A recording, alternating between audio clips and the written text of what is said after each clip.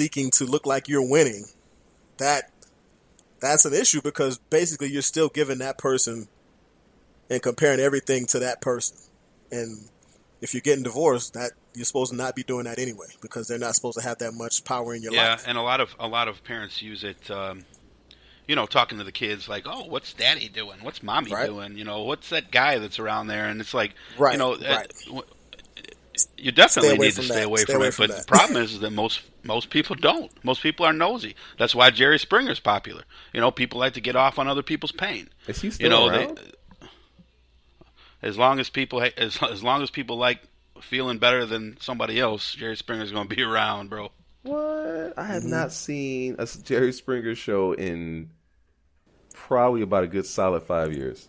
5 to 10 years. It's been a long time. I haven't watched Jerry Springer in longer than that. I saw Steve Wilkos the other day, though. I was watching, actually, I was watching Steve Wilkos because my Netflix turned off or what. I was trying to catch up on the last couple episodes of Defenders because Punisher's starting. Oh, God. And actually, I probably cannot want to bring wait. that up in a second. Cannot wait. But Wilkos was on and because like I said, the Netflix the internet signal went down for a minute, and I saw him on TV, and he's still doing the same old show. I cannot believe he went from bodyguard to somebody to tell you about your life. He seems to be a decent guy, though. I don't really have, he's not quite as sensationalist as remember like Montel was, and some of those other guys back. And Montel's calmed down now too. Montel actually is, he went through some health issues, and he's actually ended up doing a lot of good nowadays compared to the stuff that he was talking about back in the mid '90s when we were coming up. Right. Right. Man, so But, we're all from unfortunate, circumstances and split relationships and so on and so forth. What has been the hardest aspect of the aftermath, for lack of a better term, of that breakup? Because there are a lot of guys. One, we're guys, so we're taught to be macho and keep all that stuff bottled up. You don't really talk about it. You don't show your cards. You just suck it up. Be a man, suck it up, deal with it. But the truth of the matter is, there are so many things that I wish my father and I had a relationship to where we could have conversations about what happens. Dad, what happens when you fall in love with this person? Dad, what happens when, you marry someone and you feel like the entire relationship has changed as soon as you put the ring on it? Dad, what happens when I have these feelings like I might lose my cool on my wife? Dad, what happens when such, if we had that conversation, or if we had the ability to have that talk, how much difference would it have done? I think it depends on the level of love. I really love my ex. So it was super hard I lost like 20 pounds in 3 weeks. Wow. Like that. You know what I mean? And I was up, and people, because I was on social media at the time, and people would tell you I would be up for like 36 hours straight. Just really going through in my mind every aspect of everything. Did I do everything I should have? Have I tried each and everything I can to salvage this? Even as I'm going through the separation, even as I'm going through the divorce. And I think the hardest part, because when you do all of these comprehensive evaluations of what was said, what was done, what wasn't said, what wasn't done, you realize a lot of your own contributions to what's happening. And then, you feel like a failure to yourself. You feel like a failure to your wife. You feel like a failure to the kids. You feel like a failure to two families, So then there's all of this guilt. Because you're like, damn, I shouldn't have done that. Damn, I shouldn't have said that. Damn, I should have said this, or I should have done that. So I think the hardest part is the second forgiving guessing. yourself. If you're real about it, you have to forgive yourself because there is no way that it's all one person. That's right. It's always a two-way street. There's some type of culpability both ways.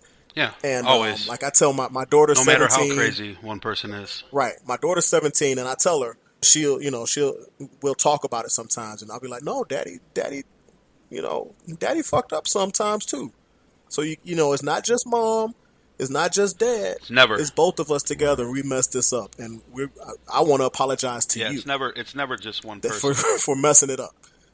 For my part in messing it up. And I took a lot of the lessons I learned in my first marriage into my second marriage that I wasn't supposed to get into because I said I was never getting married again. But a lot of the things I learned from my failures in my first marriage, I brought over into the second marriage. And for the most part, I'm doing a pretty good job not repeating those mistakes again, Well, I mean, at least you think so, right? Well, I mean, that's why I said for the most part, I hedged my bet there. I hedged my bet. I think honestly. Go ahead. Oh, cool. Thanks. I think honestly, with my current marriage, my biggest problem in my current marriage, at least for a long time, and believe me, it still rears its ugly head every once in a while, is my last marriage. For me, it's like my ex-wife caused, and we weren't really married very long. We were on and off for about 7 years, but only married for about 9 months. But the problems that we had in our marriage and the aftermath of it, and all of the drama that came with it, and even things that the kids, mental, psychological problems that my children may have because of the things that took place when they were with their mother, they affect my marriage today. So I actually sometimes I even get into a point where I feel like I'm down in the, I feel like, oh, poor me, because, it's like, man, why the hell am I suffering still for something that was in 2009? I haven't been with this woman for ages, but every once in a while she is able, even from 2,000 miles away, she's able to rear her ugly ass head and, and cause issue in my life even to this day. Sometimes indirectly, just because my kids will have a bad day because you'll be remembering something that happened when they were there, or something of that nature. So it's like, for me, that's never gone away, and it's like I keep paying for that same mistake of marrying that person years and years later, and it sucks. I'm at the point now where I just kind of figure it is what it is. My ex-wife lives maybe a mile and a half from me, and we definitely have those issues sometimes where she causes issues. And a lot of the times, my wife and I are able to recognize what's happening and get through it. You know what I mean? But then there's certain times where you got to literally go through it. You can't just get around it. There's no getting through it. You know what I mean? There's an issue there. Mm-hmm. You can't just say, hey, this is what it is. You know what I mean? No, I agree. It is. I think the hardest part for me personally, obviously, is everything that was said. There's love, there's the true. You go through the motions, and I think I went through the motions before my ex-wife and I divorced. I think we had gone through the motions of trying, deciding not to try, deciding to try again, deciding not to try, and then we got pregnant, and we decided to keep going, and we tried to stick around for the kid. We went through that entire gamut of emotions. Same here. And so the hardest part for me, and I think it's honestly for most guys, at least most men that want to be upstanding fathers, because my father wasn't, I shouldn't say he was a bad guy, but he wasn't really there a lot. He lived in the house, but he kind of like he lived in a different room than my mom. He didn't really interact with us. You know what I'm saying? So he was there, but he wasn't. And I honestly, part of me sometimes wishes he just wasn't there to explain why. It would be a cleaner break. You need that closure there, if that makes sense. It's hard to get closure when they're there. Yeah, just give me a clean break. Let's not don't play this game. Yeah, I agree. Yeah. The hardest part was definitely feeling like you were a failure. I felt like I was continuing the cycle. My parents are divorced. Exactly. Now I'm divorced. I wanted to break that wheel. Khaleesi in Game of Thrones, so, they're talking about the wheel spinning. And she's like, no, I want to break the wheel. I don't want the wheel to keep spinning. I wanted to break the cycle. And the problem was I felt like I was contributing to the cycle instead of breaking the cycle. So we both kind of came to this mutual decision, said, look, we're clearly not meant to make this work together as a couple, as man and wife. So for the sake of our child, I want our child to be able to see a healthy relationship, not necessarily a healthy marriage, but a healthy relationship. Hey, mommy and daddy can't live together. We can't make this work together. And sometimes it happens. It's unfortunate, but sometimes it happens. Right. But at the end of the day, she will never, and I repeat this, at the end of the day, she will never be able to say that when it came to her, mommy and daddy were not united. Well, good for you. I don't make a move about my child unless I talk to her mom, and vice versa. We are both in agreement on discipline. If there's an issue and she does something at my house and I tell her mom, no TV, guess what? No TV. No matter which house you go to, be it my house, your mama's house, your grandmama's house, no TV. We don't play that.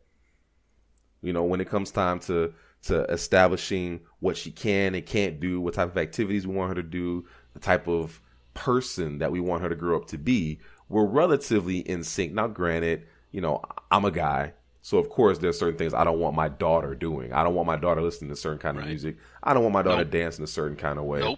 But I also understand that living with her mom and living with the woman, living with her mom, they're gonna be exposed to that type of stuff. They're gonna dance, and honestly, she needs to be able to have a break and not just be, daddy's way, daddy's way, daddy's way, daddy's way. She needs to understand that there are other aspects to life, and that, sometimes you're gonna be able to do what you want to do. Sometimes you're not. It just kind of goes with it. It goes hand in hand. So the hardest part was just kind of wrapping my head around the idea that, one, we're not going to be a solidified unit in the stereotypical family, and that, two, there's a chance that another man would have the opportunity to help raise my daughter. Right. Which sometimes can be good and sometimes isn't good. Again, that's the fear of a father. Yeah. That's the biggest fear of a non-custodial father. Yes. Right. Yes. And we share custody.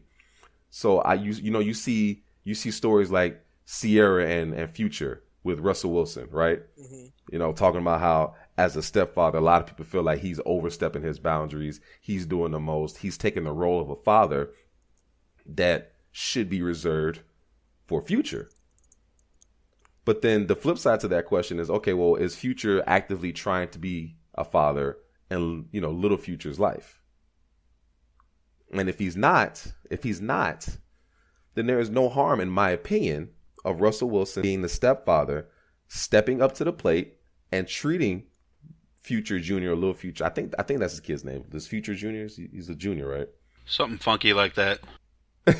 But treating that child, that little boy, who is going to be under enough scrutiny just for being a little black boy in America, like he is loved.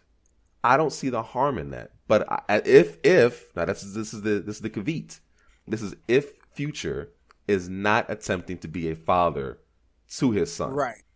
If Future is trying to be a father to his son, and if Future is going out his way to try to do the things that a father should do, then I do feel like Russell Wilson is overstepping his boundaries. I do feel like there are certain things that, Wilson needs to respect and understand that biologically, this is not my child. I'm going to be here to help support and raise this child as if he's my own. I get that because this is the relationship I walked into. However, at the end of the day, I am this child's stepfather. This child has a father who does for this son, who does for his son. I don't necessarily need to be stepping into that shoes, because what I can tell you, it ain't a damn person that's gonna be able to tell you that I don't do for my child. Ain't a damn person that's gonna be able to tell you that another man's gonna be able to step in and fill my shoes, because I am with my child 24/7. When I'm not with my child, I am in connection with my child. I can call her mom and say, "Hey, give my baby the phone," and talk to my daughter at any time. I see my child every day. I have her every other weekend.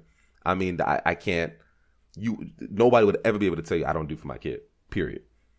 And I just wonder, if Future is either A, doing that, or is B, being given the opportunity. Well, you got to remember Russell Wilson. Russell Wilson is a man of strong convictions as far as faith goes. So, and I'm not really defending or attacking that that mindset that he has. But I will say that it's probably coming into play in this whole situation because he came up, at least recently in his life. I'm not sure about what Russell Wilson's whole story